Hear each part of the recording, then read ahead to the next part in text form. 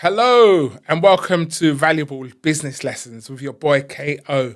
This is a new podcast. This is called the KO Podcast Show. And what it is my reflections on how to help you guys maintain small businesses. I'm a small business owner with over 10 years experience in concurrent business. Now, what makes a business actually work is it becomes more than just a passive type of hobbyist work in terms of, say, for instance, you're selling things on eBay or Amazon on the side alongside your current working role, where you might be a chef, you might be a doctor, you might be you could be in any profession where it requires your 9 to 5 time, and then you're doing a little side hustle in order to maintain some sort of extra income. Now, business works differently, where that actual job gets supplanted by the side hustle, where the side hustle becomes your main revenue stream, and whereas your standard job goes in the back burner, and that's what you call business. Business is something that has to be maintained, nurtured. It has to be watered like a beautiful flower, in terms of, without water, without soil, without sunlight, that business will shrivel up and die. So yeah, these are valuable business lessons which I'm gonna help you get to. First valuable business lesson today, which I'm gonna actually talk about, is a business plan. Guys, you might not think you need a business plan, but I'm telling you, you need a business plan. The reason why you need a business plan is you need a roadmap for what's going to come ahead, in terms of the pitfalls, what type of stock you need, what location you're going to be in, who are your employees. All these things are so important. I mean, without a map to a destination, how are you going to get to where you want to get to? And that kind of business plan acts as a map to the final destination, which is some kind of financial freedom. Financial freedom is varied. Some people may say in their life, financial freedom to them is £1 million, £200,000. It could be £5 million. But what I believe financial freedom equates to is the amount that allows you to live your life without any hindrances, without any problems within your own sphere. Say, for instance, you're on a 40K job and you've got mortgage, you've got car bills, you've got so many different things to pay for. Now, let's just say that, at the end of the month you're earning maybe 5K, but all these things come out. For me, I don't perceive that as financial freedom. I perceive that as, part of the rat race. However, if you surpass that and just say treble that, quadruple that, then your level of financial freedom goes much higher in terms of your expenditure. What you can do with that money, you can go on holiday, you can look after family, you can just get things done in a proper type of way. So, guys, yeah, with further ado, I'm going to step into why it is so important to have a business plan. It's going to be 1 or 2 points which I'm going to take you over. First of all, it clarifies a vision and a direction. A business plan forces you to kind of try to achieve what you need to achieve within a certain type of framework. So it's like a checklist. Whenever you go shopping, you need a checklist as what you're gonna buy. Otherwise, you're gonna completely forget what you went out for. And the business plan is that type of thing, where it kind of guides you in that direction and it stops you going in that aisle. You need to get the essential for the week, but then, oh my God, you spot this beautiful rotisserie chicken and you're going in that direction. You know it's not within your budget, but you've got to get it anyway because of the smells, the taste, the kind of things that draw you in. Business plan kind of stops you and says, you know what? The budget's not right. We can't get that rotisserie chicken. It's not in our budget for this week. So it's a clear path to where you need to get to.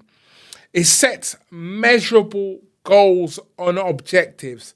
Say, for instance, you've got a t-shirt brand. You need to know where you're going to source the t-shirts from.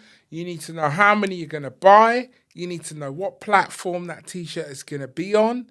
You need to know who you're going to sell it to in terms of the target customers.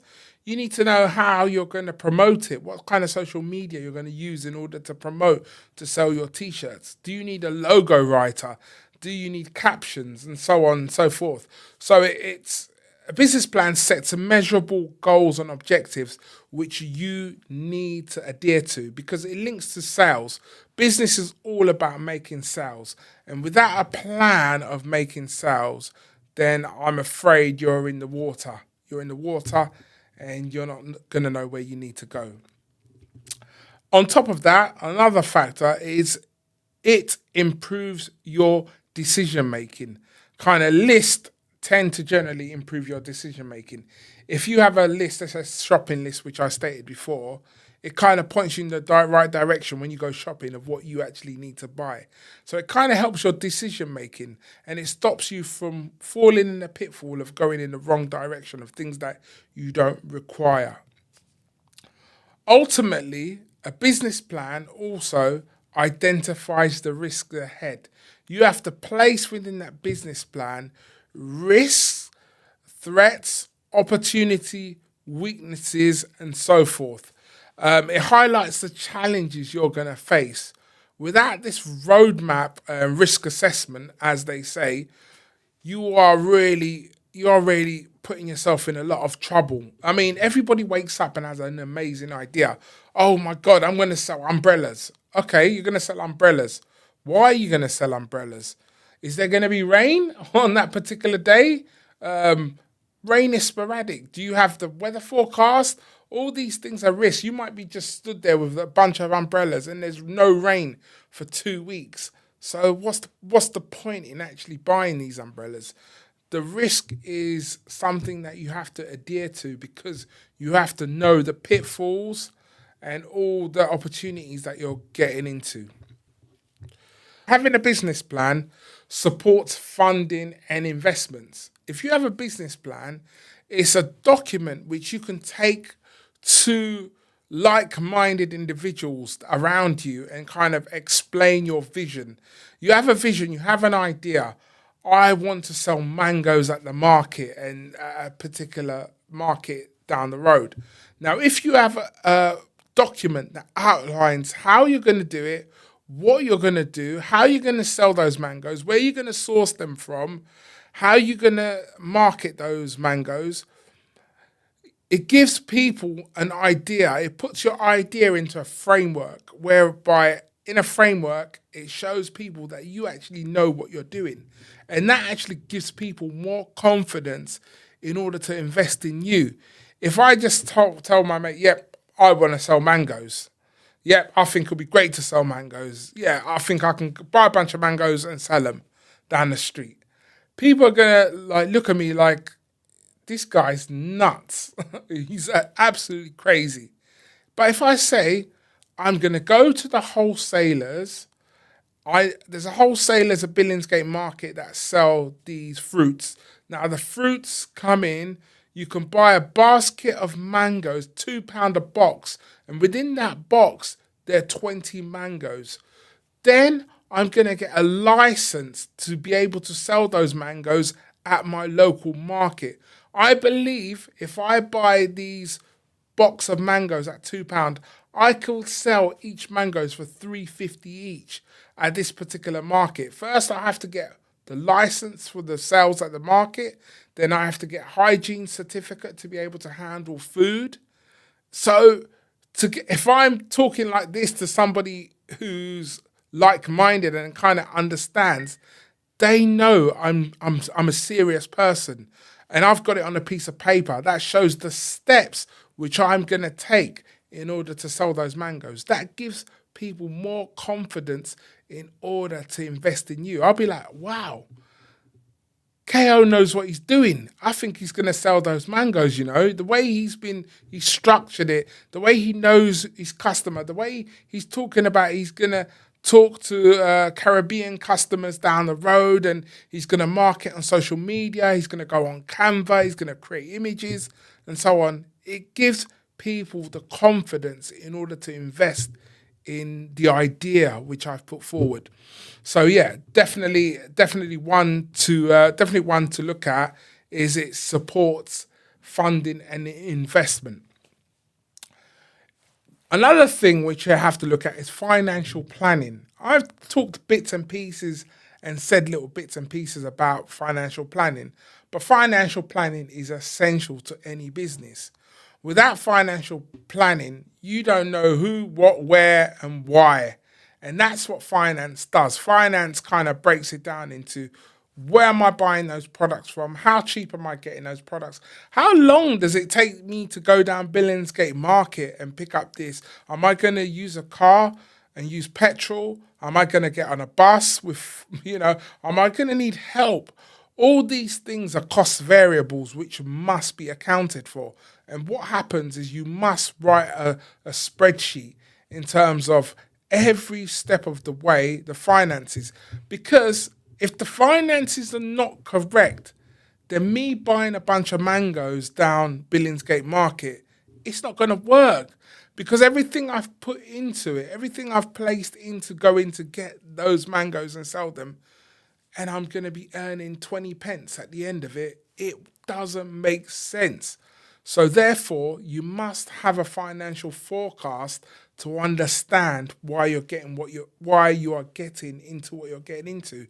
Finance is the ultimate goal, right? You want to, if you're in the food industry, from my experience, if you buy something for £1, you want to quadruple it. You want to sell it for £5. So you want to make your pound back and you want to make a £5 back.